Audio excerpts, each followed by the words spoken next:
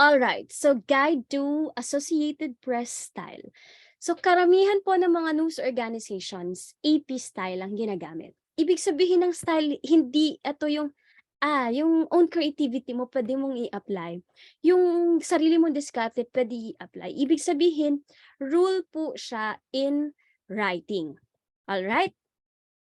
Associated Press. Ano ibig sabihin ng Associated Press? So, parang yung mga unang nakarinig ng Associated Press, mas makikilala nyo siya ngayon. It is founded in 1848, cooperative effort among 6 New York newspapers pooling resources for gathering international news. Currently, world's single largest news organizations. So, meron silang over 3,700 na employees in 121 countries. Right? So, karamihan din ng mga news organizations dito sa Pilipinas kumukuha ng storya sa AP. Alright, di ba sabi ko sa inyo po merong merong mga foreign news editors ang mga news organizations. Yung mga nililift nila from AP, yun, dumadaan sa mga news editors. So what is AP style? Commonly accepted journalistic standards for usage, spelling, grammar, and punctuation. Pero di ba iba-iba yung iba-iba yung mga news organizations.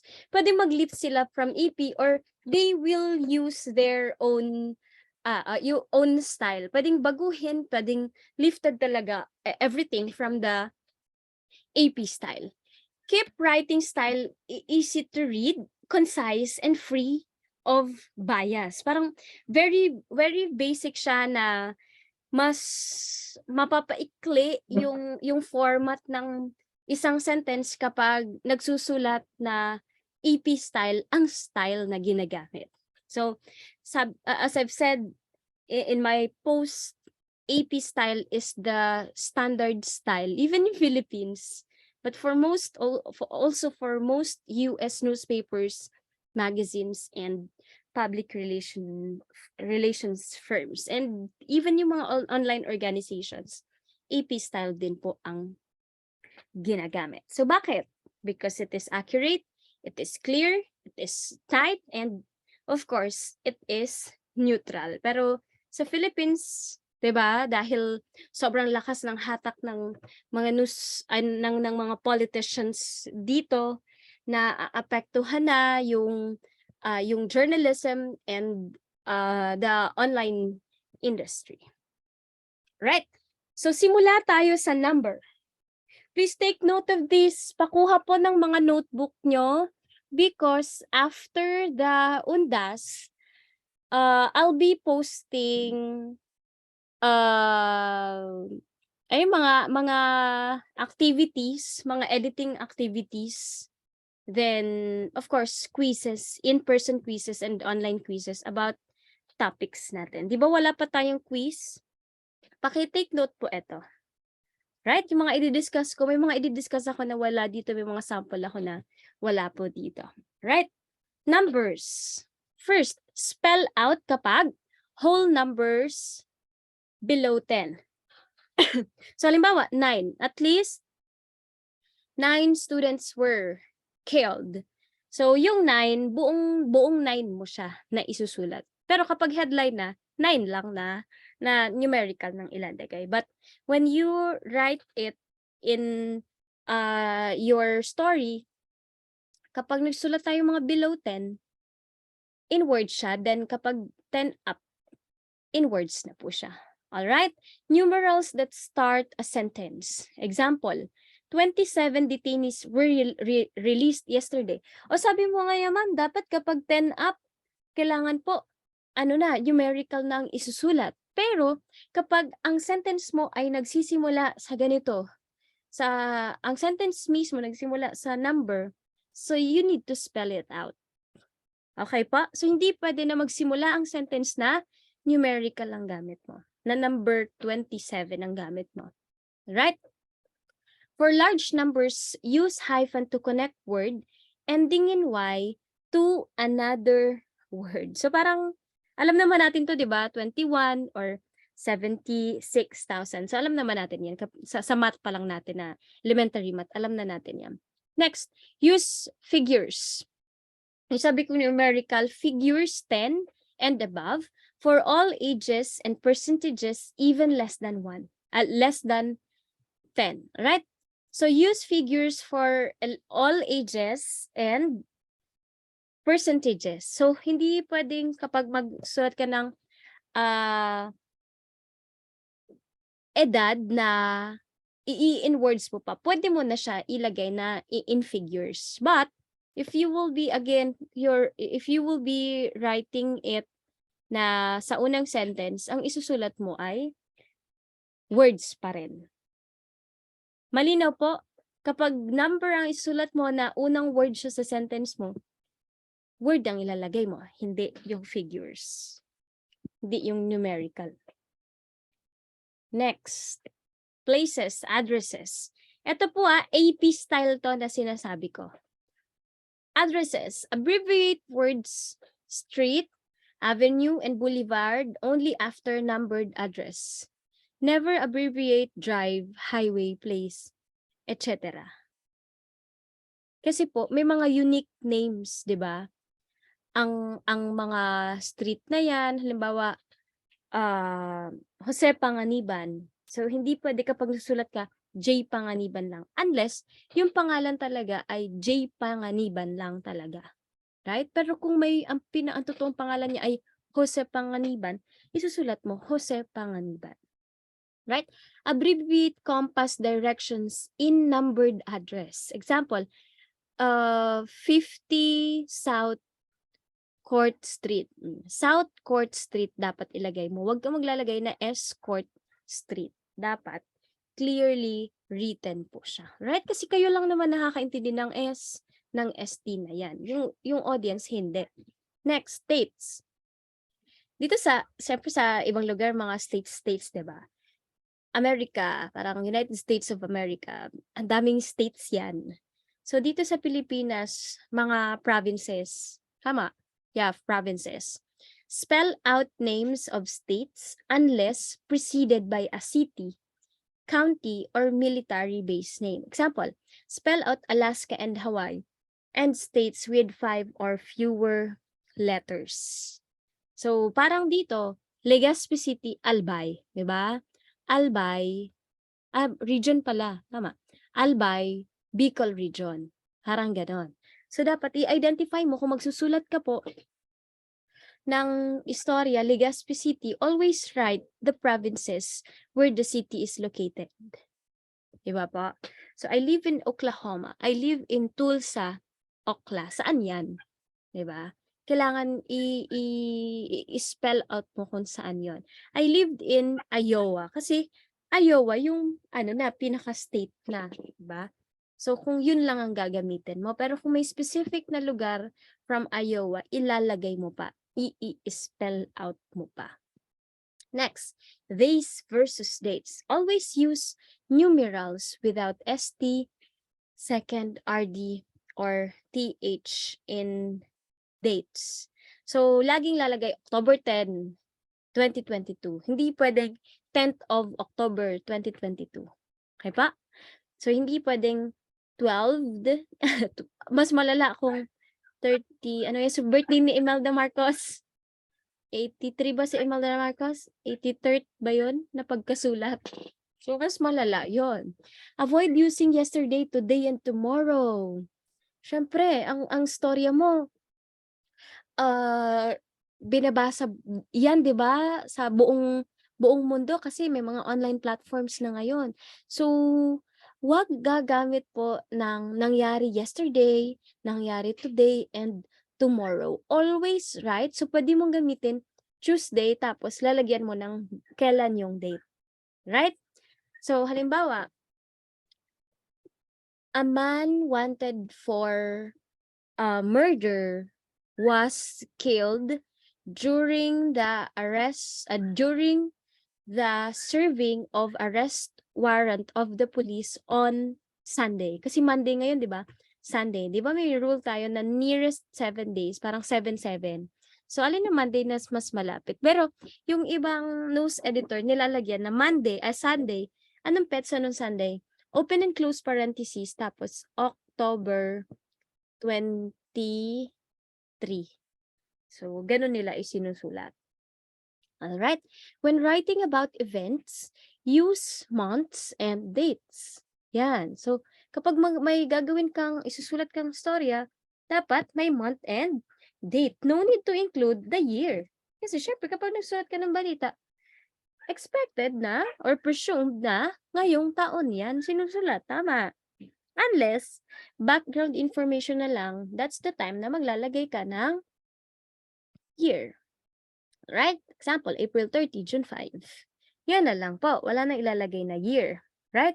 But when you are referring to a month, day and year, set off with comma. So, kailangan nito, kung halimbawa, namatay si Ninoy Aquino ganitong date, diba?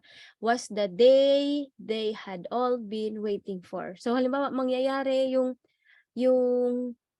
ano, 'di ba sabi ng Department of Education, ibibigay na nila sa local government units yung trabaho sa feeding program sa mga estudyante. So pwedeng gawin 'yon na lagyan dito na year 2028 sabi ni Duterte. Right? Months. Never abbreviate months, not immediately precede a date, 'di ba? So, ito yung rule. Halimbawa, abbreviate only if month's name is 6 letter or longer. Yan. So, hindi lahat ina-abbreviate. Pero kung sobrang ikli lang naman, kung hindi siya maglalampas sa 6 letters, wag mo na i-abbreviate. Halimbawa, April.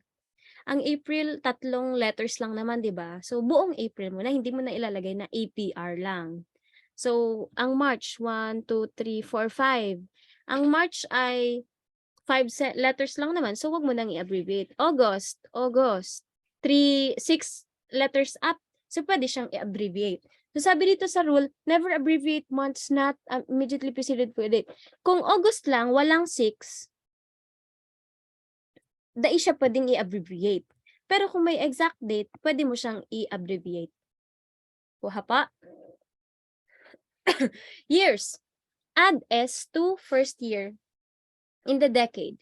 Years are never spelled out. Yan.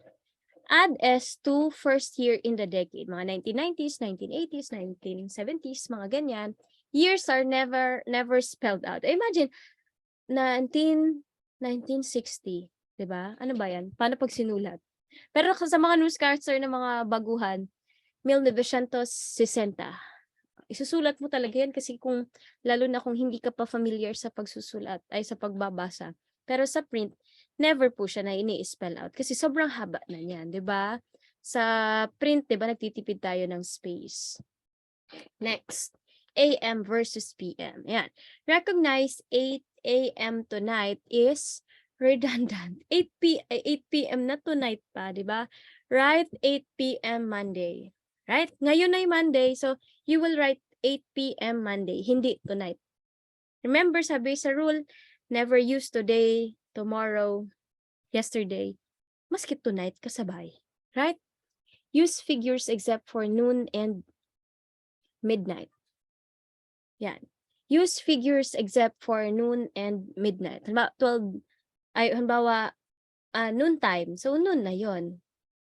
So, kung 12 noon, noon na yon. Midnight, 12 midnight. Yun, pwede na yon. Write time of the day like this.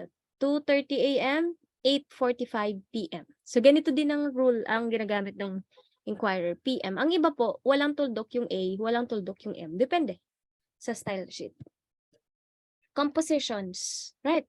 Capitalize first and last word of title. Capitalize first and last word of title. Capitalize all words 4 letters or longer. Do not capitalize articles a, an, and the, or conjunctions or prepositions unless 4 letters or longer. Right? Capitalize, sabay-sabay, dire-diretsuhin ko na kasi may mga example. Capitalize the in, title if that is the way publication prefers to be known. So minsan 'di ba may mga organizations na hindi naman tayo familiar. May mga organizations na hindi kilala, say the Albay Power and Energy Corporation. So hindi naman sila kilala as national agency. Halimbawa, dito lang naman sa atin siya kilala or familiar yung mga tao. So yun yung ano natin, yun yung basis natin para isulat na ang ika-capitalize lang halimbawa yung letter A kasi hindi naman siya known. Capitalize in the title if that is the way publication prefers to be known. Kung yan halimbawa yung pangalan talaga ng organization, yun yung ika-capitalize. So another rule, kung hindi naman siya known sa na APEC, di mo siya isusulat na capitalize na all APEC. Unless yung mga organizations na usual na kilala natin, the DENR, the the DepEd, 'di ba? Mga capital yan, then the DBM, the MGB, 'di ba? Mga capitalized 'yan. All right. Yan. Capitalize first and last word of title. Yan, capital, capital, capital. Right. Capitalize formal titles before a name. Okay. Do not separate title from a name by comma. Halimbawa, President Marcos. Hindi pa din na maliit yung P. Tapos, yung pangalan niya, Bongbong Marcos. Or ano ba pangalan ni Ferdinand Marcos. Right? Capitalize mo yung P sa President. I saw President Obama. He met Prince Charles. So, pwedeng Obama, I saw Barack Obama, tas Kuwait, President, maliit na yon, President of the United States. Titles after a name or standing alone are almost never capitalized. The exceptions for nobility, say, AP style book. Meron akong in-upload din na style book na buo na, di ba? Titles after a name or standing alone are almost never capitalized. Yun yung example ko kanina. Barack Obama, Kuwait, President of the United States. Next, places. General compass direction should be lowercase. The warm frost is moving east. Yan. Capitalize names of U.S. regions. The Northeast depends on the Midwest for its food supply. Example naman dito sa atin, mga provinces, mga regions, di ba? Capitalized sila. Note, best reference for correct spelling punctuation of place names. Yan. U.S. Postal Services Directory of Post Office. So, Legazpi City Hall. Diba? Mga capitalized yan. Ano pa ba? Peñaranda Park. Diba? Mga pangalan siya. So, capitalized yung mga first na letters. Next, ethnic groups. Preferred usage for African Americans is black. It is not capitalized. Okay? Preferred usage of Caucasians is white, also not capitalized. Unless ito na, African Americans, yun yung capitalized. Caucasians, yun yung capitalized. Preferred usage of Asian people is Asian, capitalized yun. Kasi Asian, lifted from Asian people. American Indian, capitalized with no hyphen, is preferred over Native American. Right? Pag sinabi, digdibaga sa tuya, kapag sinabing native, mga local, native chicken, local chicken. A guide to punctuation. Alright, ito na, comma. Do not put a comma before conjunction in a simple series. Diba? Mga comma sa mga dakulon na mga, words na detalye na sunod-sunod. John, si Paul, si George, and Ringo. Red, white, and blue. Yan. Do not put a comma before conjunction in a simple series. Diba? John, Paul, George, and Ringo. Tapos iba naman na to, red, white, and blue. Right? Use a comma to set off a person's hometown and age. Yan. Jane Doe, Framingham, was absent. Yan. John Blow, 34 years old, was arrested yesterday. Ang nakalagay dito kapag nagsusulat tayo wag na po ilagay yung years old. Kapag ganito may nakita kayo, Joe Blow, 34, ibig sabihin, years old yan. Edad niya po yan. Okay? Wala na po magsusulat ng years old, years old. Was arrested yesterday. Place a comma before and after the following. Example, a year if it follows a month and date. Okay. I was born on Nov, tapos Tuldok, 6, 1958. Kuwait, in Madison, sa Madison, Wis. Right? Wiso-wise. So, ito ay state din ata ito. A state, if, ano ito? Follows a month and date. Yung ata, state ini. If it follows a city or county name.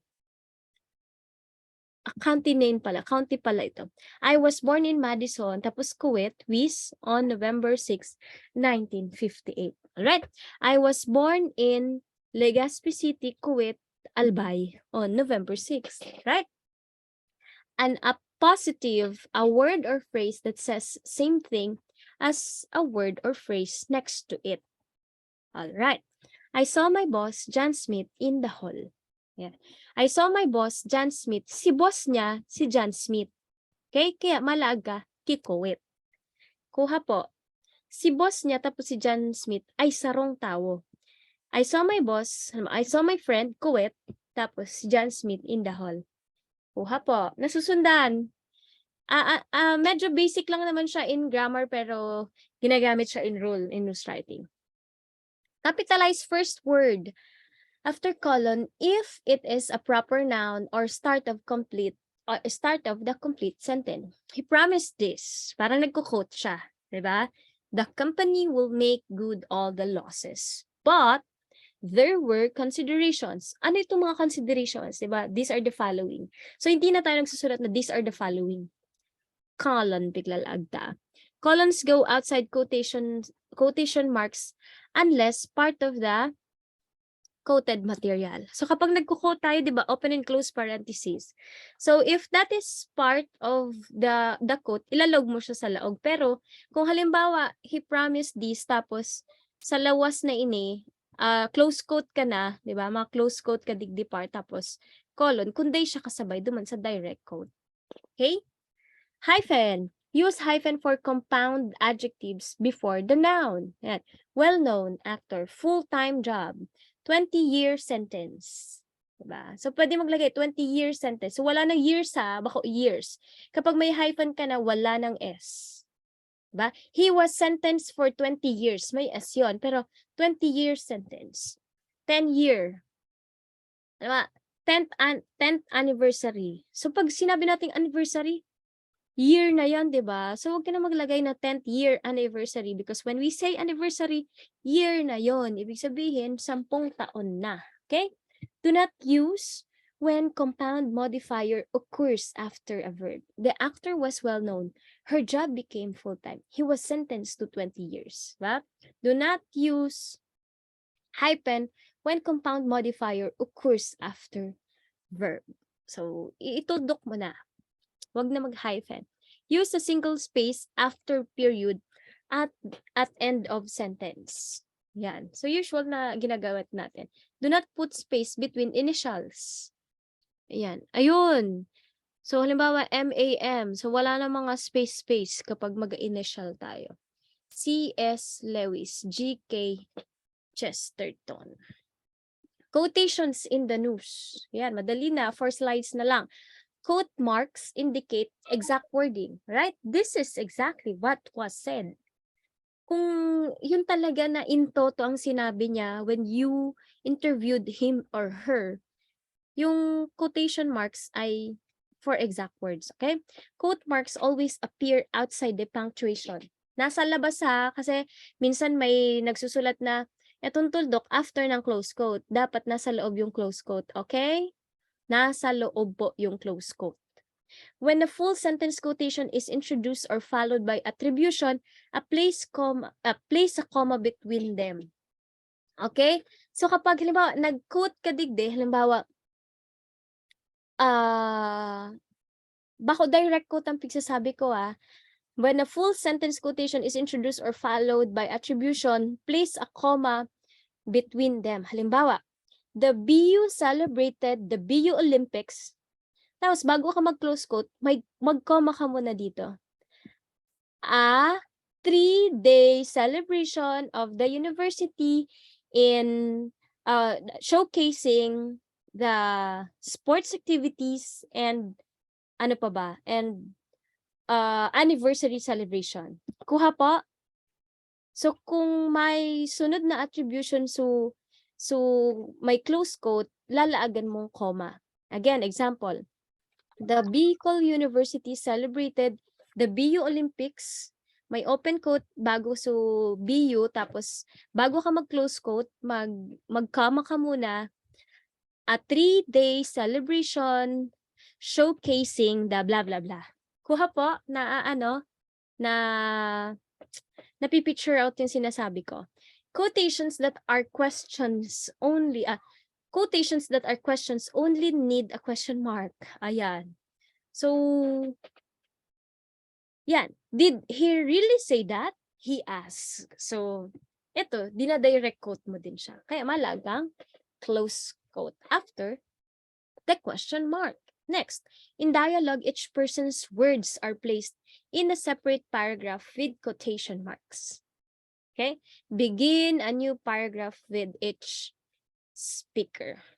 Use single marks for quotes within quotes. Okay? Use single marks for quotes within quotes. He told me I love you. Diba? Maliit yan. Parang may single marks pa siya sa laog kang quote. He told me I love you. Diba? Kinote mo ini, tapos may kinote pa siya. So may single mark sa laog kang quote. If a quote is more than 2 sentences, use a colon after attribution. Yan. Kung dalawang sentences yung quote mo in a sentence. If a quote is more than 2 sentences, use a colon after attribution. Ayan, may example. I said, "Isn't this great? It's the state fair." "What's going on?" he asked. He said he felt sicker than a dead frog after he drank too much tequila. Diba? Ibig sabihin nito, sinusulat mo siya na he said, tapos nag-quote ka ng exact words na sinabi niya. About the sicker than a dead frog. Diba? Figurative language. Okay. Spellings to note. Ayan. Accommodate. Alam na natin to. Dalawang C, dalawang M, advisor. E, epilex, and E in it. Afterward, no S. Amid has no ST at the end. So amid rising prices of basic commodities. Among, no ST. Yan. Calendar, canceled, cancellation. Embarrass, dalawang R, dalawang S. Harass, only one R. Homicide. Judgment, judge, knowledge, livable. Pero alam nyo, kaya ako kayo pinagawa ng email, di ba? Kapag nag-post ka ng mag-file ka pa lang ng story mo, pinaste mo siya sa email, ma-check ng Google kung may mga error ka sa spelling pa lang. Pero dapat ang spelling basic na error lang yan yung kung grammar talaga ang problema. Ay, problema talaga yan. Mamali yung grammar. Problema talaga yan. A versus an, affect, effect, ayan. So, madali na lang yan. Alright, we're done. So, you can check these links para doon sa mas kumpletong detalye ng natin, AP style. Alright, questions? Do you have questions? Wala po. Wala na po? Alright, so pwedeng balik-balikan ng recordings na ito. Meron pang iba na mga rules na madadaanan natin. Ito i-apply natin to sa editing proper na natin. So ngayon, discuss lang muna natin yung mga concepts ng pag-e-edit ng istorya.